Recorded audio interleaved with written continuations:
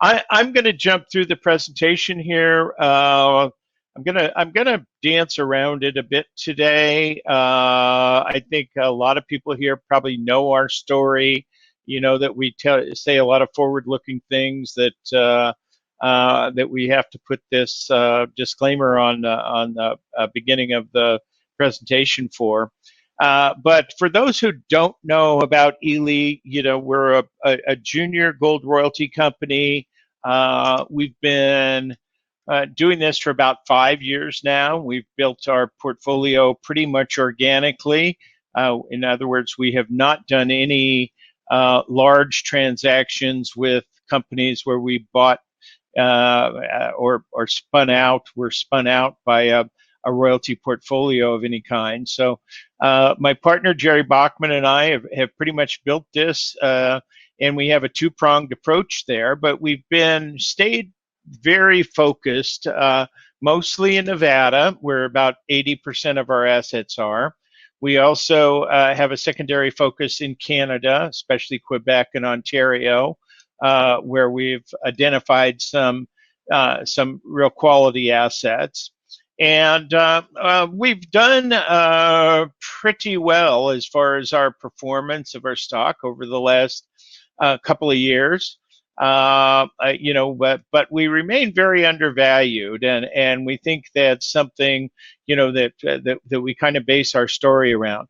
The royalty market, I think most of you are aware of the royalty story and all the positive things of why, you know, why the royalty model is an excellent business model.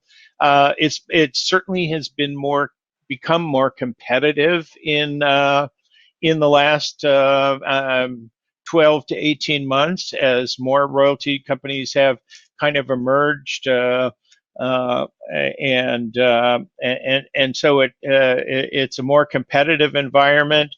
We're not seeing a lot of new gold mines being built, and you know, while there's been a few opportunities, even at these higher gold prices, you're not seeing the construction of new mines. So that's again, that's a negative for the royalty companies and for the junior companies. It means that, you know, we're seeing more competition from the larger royalty companies coming down to swim in the baby pool, if you will. But you know, it's all the more important why I think when you look at a junior royalty company now and look at the underlying assets and how they're being developed and who they're being developed by, it's where Ely again just really stands out as a extremely undervalued portfolio. You know, as this business has become more competitive, we have kind of stuck to our knitting in a few areas. We think this jurisdiction play is, and we're seeing it now. We've been preaching this for the last few years about Nevada, about Canada, and not going outside of our, you know, our backyard there. And it's really starting to play out. You know, you're seeing some nationalization in Eastern Europe of some gold assets. You're seeing some of the traditional mining countries like Chile and Peru instituting or threatening to institute some huge taxation and or nationalization. So again, we really like our jurisdiction focus. In this space, we have felt like not only on our jurisdiction, but also on our counterparties, we have such good assets in such good jurisdiction with such good operators that we're unwilling to pay up and dilute those assets by buying assets as they're trading in this competitive marketplace. So consequently, you've probably seen us doing less deals in the last 12 months than we traditionally have. But on the other hand, you know, the case we want to make today is that the assets we do have, while we can't always be right on top of. They're controlled by our partners, of course, that are the operators of the assets, and we can't exactly control their news flow. But we are seeing our assets being developed by these companies, and that's something that we think our patience will pay off, not only because we're not diluting our assets by buying higher priced assets in lower jurisdictions, or but just not as quality of assets and overpaying for them. But also, our assets are being developed as we're sitting here, being conservative and not being as active. Now, we still operate a large strategic Nevada property portfolio. So on the royalty generation side, we're seeing still strong demand for properties for exploration companies in our royalty generation program. And not only that, but we're also seeing some of our partners there, like BlackRock Silver and Contact Gold, really showing some strong results on the exploration and developing new projects for us. And keep in mind that those in that portfolio, we are not purchasing those exploration royalties. We're actually getting paid to generate those. So you see some recent deals last year by our competitor Metala, this year by our competitor Sandstorm, who are out buying exploration royalty portfolios in Nevada, and these are they've paid millions of dollars for royalties that we would actually get paid millions of dollars to generate. So we think we have the superior business model there again on the longer term. So I'm going to again jump through here a bit. The results that when this is starting to be a bit passe, what we accomplished in 2020, and we certainly, while not seeing that kind of activity in 2021, still on track to reach our goals that we've instituted. So we think that just the corporate overview, not much has changed here. About 200 million shares outstanding, fully diluted, with most of our warrants and options in the money. So we like to look at the market cap based on a fully diluted basis.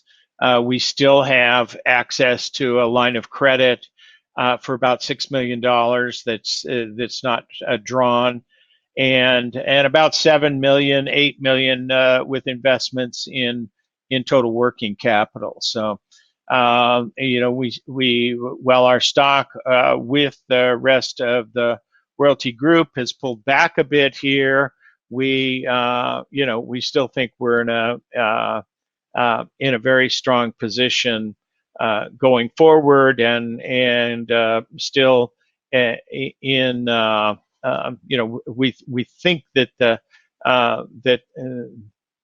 the stock has turned the corner in here with a lot of the rest of the market. I'll touch on this slide quickly again. The key to this is, I think on both ends of this slide is the business model, where we're not only purchasing royalties, but generating royalties through our property acquisition and sale program. Keeping in mind that most of those properties we put together through our database and our knowledge, especially Jerry's knowledge in the Nevada market, for putting property packages together that majors, mid-tiers, and junior companies are really attracted to. And then at the other end, looking at our key assets and our current royalties, that what we call that clear path to production. So of our 12 key assets, 9 are currently at producing mines. So our royalties are not looking for a mine to be built there. The mine's already built, just looking for our assets to come into the production scenario. And all of our assets, of our 12 key assets, are with some of the industry's best operators, and with only an exception, or one exception really, are all fully funded to production. So, looking at those again, I just go down the list here. And what I want to do on this slide today is just point out some of the growth and the value that's being added to these properties as we speak, really. And some things, like I said, that we can't really always comment on from the standpoint of putting out news flow.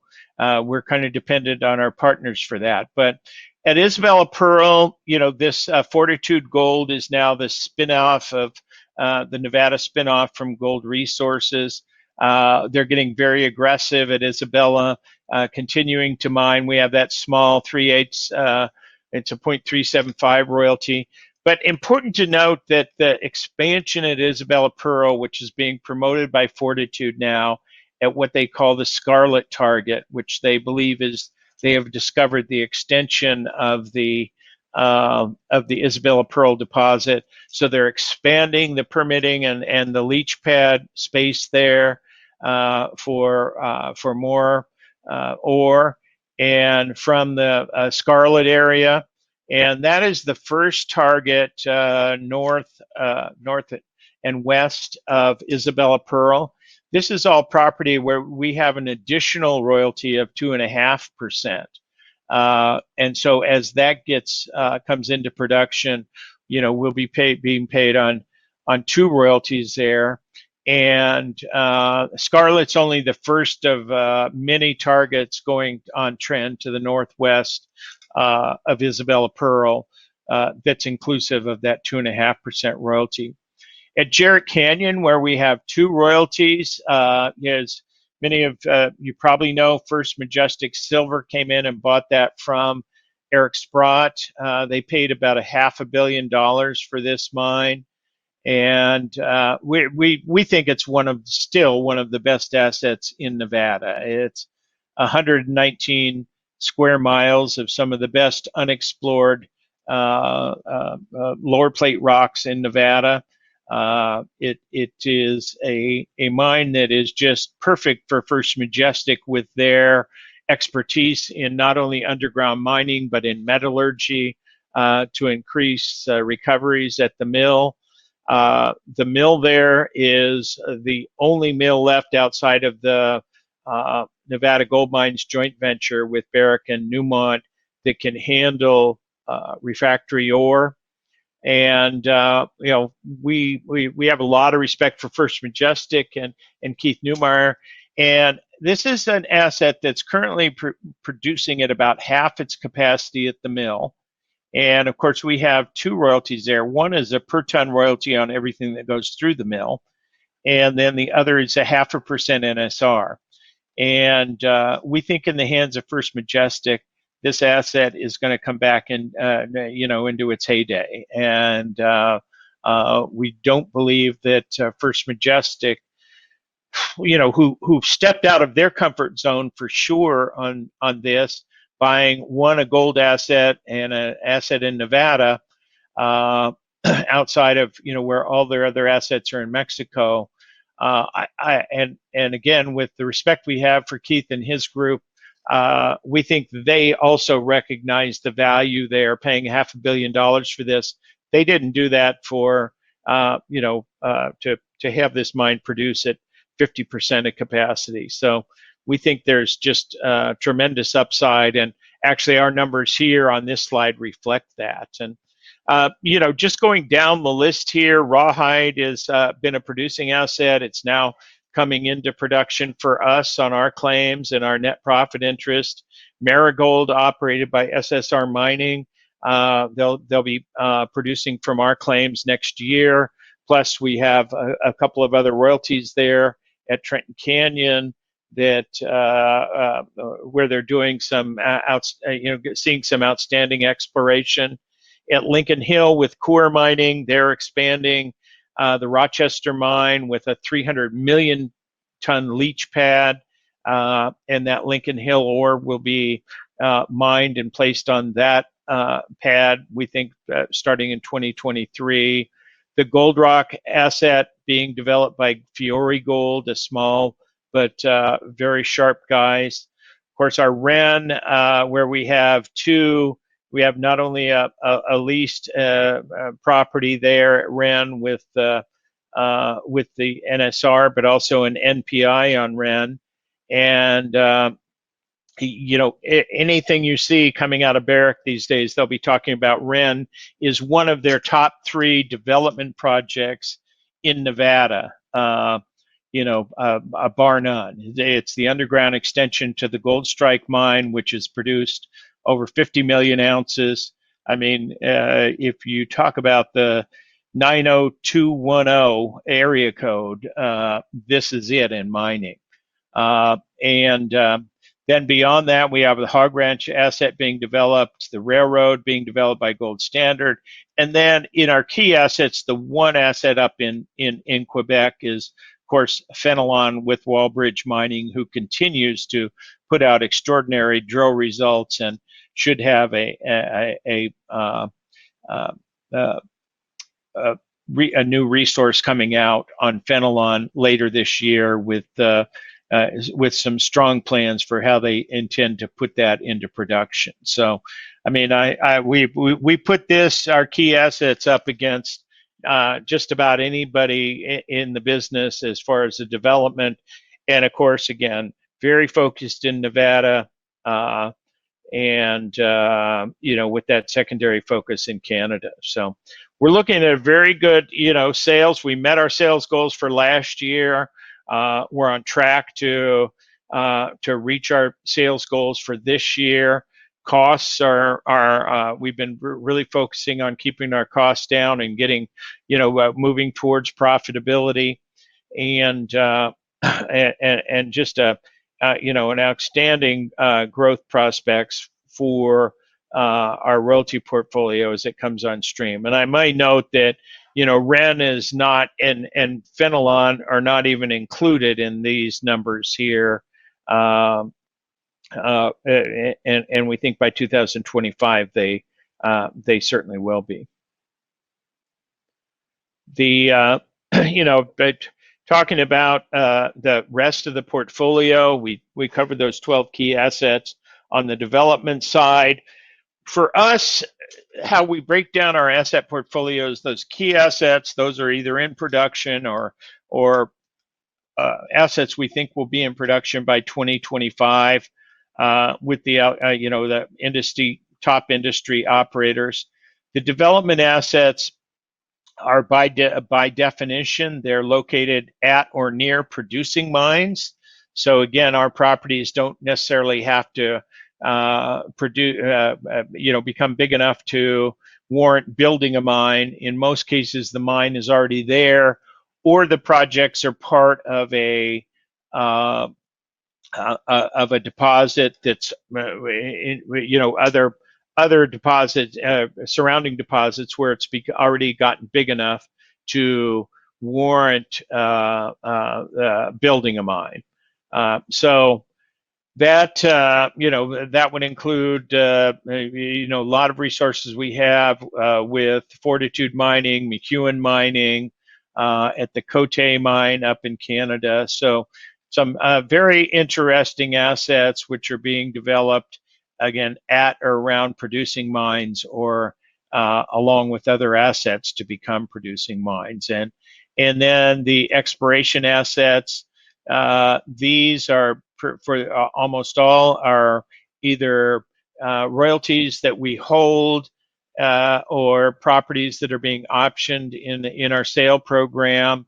12 are currently being drilled by some of the top junior exploration companies, and again, these are royalties and options, sale options, where we're getting paid to generate the royalties, and of course we always keep a portfolio of properties for sale. So they the value equation here for Ely Gold, if you look at us compared to, I put this slide together.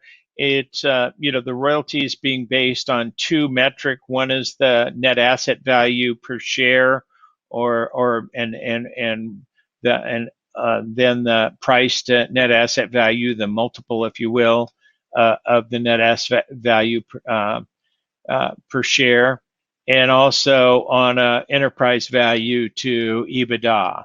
And it's fairly consistent. I mean, Franco-Nevada leads the way. The stock has obviously been very strong, but they have the benefit of a perfect storm here of being involved in oil as well as gold, and a lot of copper assets as well. So Franco's certainly the standout here on a performance basis, and it's reflected in their multiples. But when you get below them, you start to see that Royal Gold and Wheaton Precious Metals at 14 to 17, all the way down to Sandstorm, anywhere from 12 to 17 times EBITDA, and around 1.75 to 2 and change times on a price to NAV basis. Cisco being still, we feel, a little undervalued in that. In the junior royalty space, we don't pull a lot of samples here because there's just not a lot of research done to have a consensus on the NAV and EBITDA. So you'll see the NAs in here as they reflect, but on a price to NAV, I mean, Mavericks Metals trading at about 1.6 times, Metalla at 2.3, even Nomad Royalty at 1.34, and Ely Gold Royalties at 0.84. And we just don't feel like we are that far behind on the EBITDA basis, but on when you look at the quality of our portfolio, who our key assets, the operators are, where they are as far as jurisdiction, and the amount of work that's going into our projects, we think that at 0.84 times NAV, we're just a very undervalued situation here, and that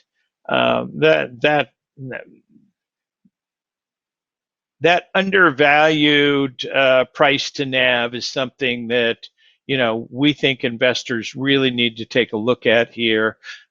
Drill down on our resources, who they're with, where they are, and look at us compared to the other junior royalty companies and say this really is an undervalued situation.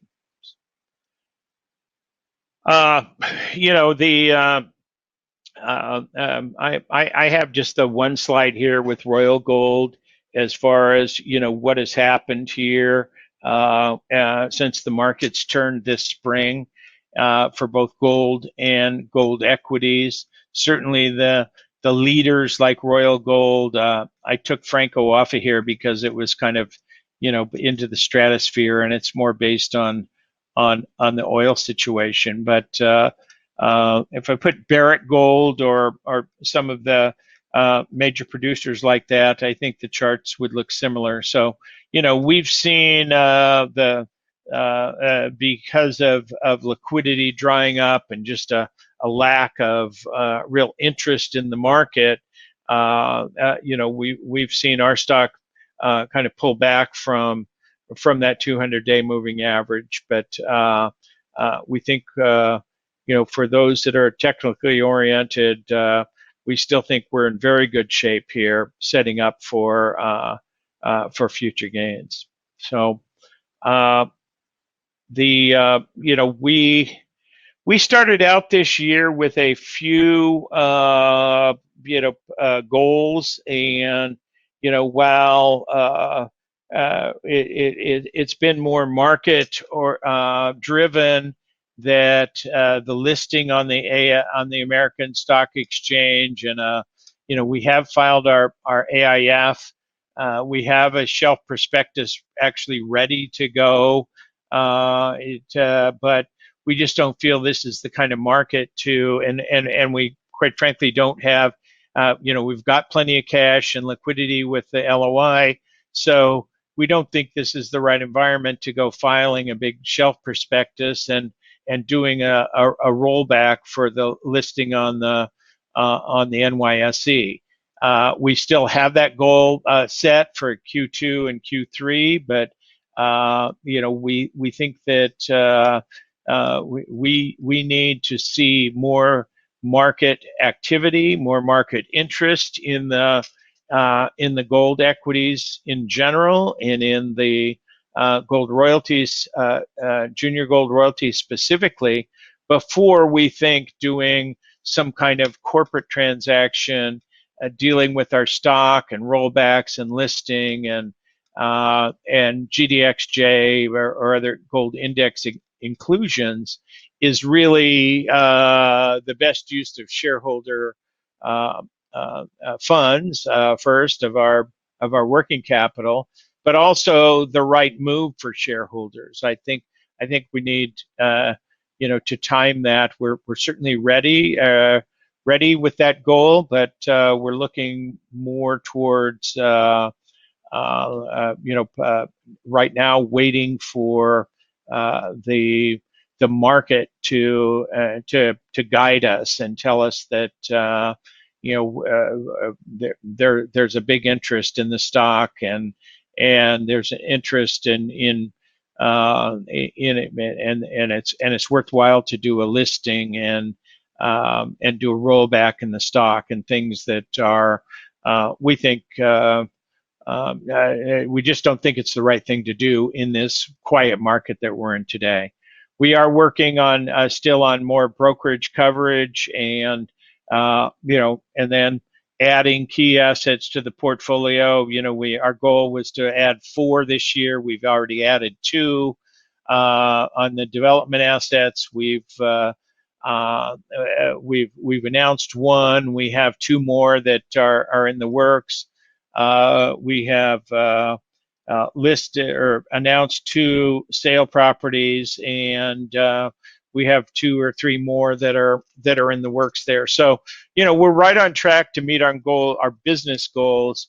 But I want to make clear to everybody, because I know that that's some of the questions everybody has about this rollback, and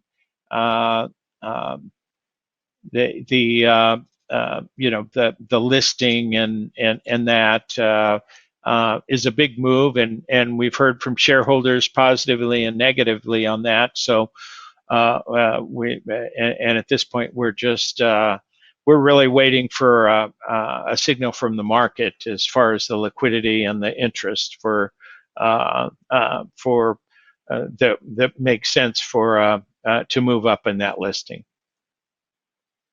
So, that's really it as far as the presentation. We think, we still think we're in the right spot in that junior royalty space, albeit in a more competitive environment. We still think we have the strong growth model with the royalty generation as well as the royalty purchase. Certainly in Nevada, we still feel like we have a leg up on the competition as far as identifying the potential acquisitions and getting them closed. We are very happy with our current portfolio, and and especially most specifically our key assets, because they are all moving very quickly towards production. They're all in the safest jurisdictions in the world right now.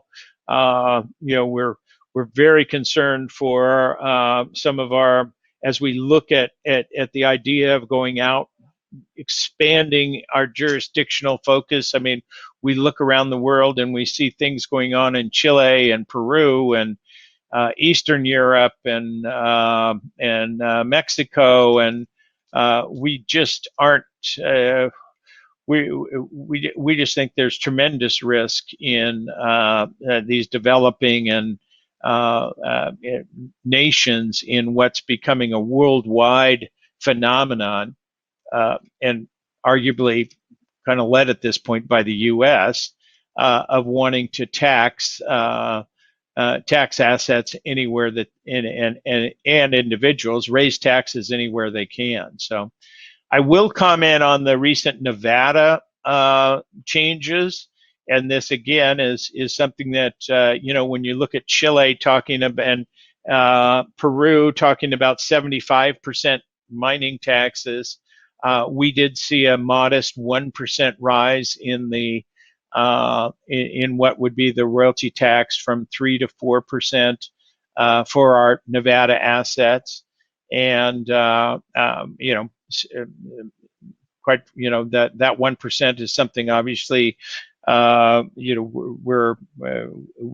can live with very easily. So again, we finally are sitting here with a very quality portfolio. We offer, we think, an undervalued situation with some of the best leverage to the gold price in the industry. So with that, I'm going to close it off. I'm told I just got notice. I think, Mark, you can jump back on here, but it looks like we're out of time and not going to be able to do Q&A today. Just looking at the clock, Trey, you're absolutely right. But I do want to say on behalf of everyone at the conference, it's always great to hear your voice in the sector, and to thank you deeply for being part of the VID conference. Very much appreciate the presentation and the perspective. And I will thank you for your time, and be watching the company very closely. Thanks again. Great. Thanks, Mark.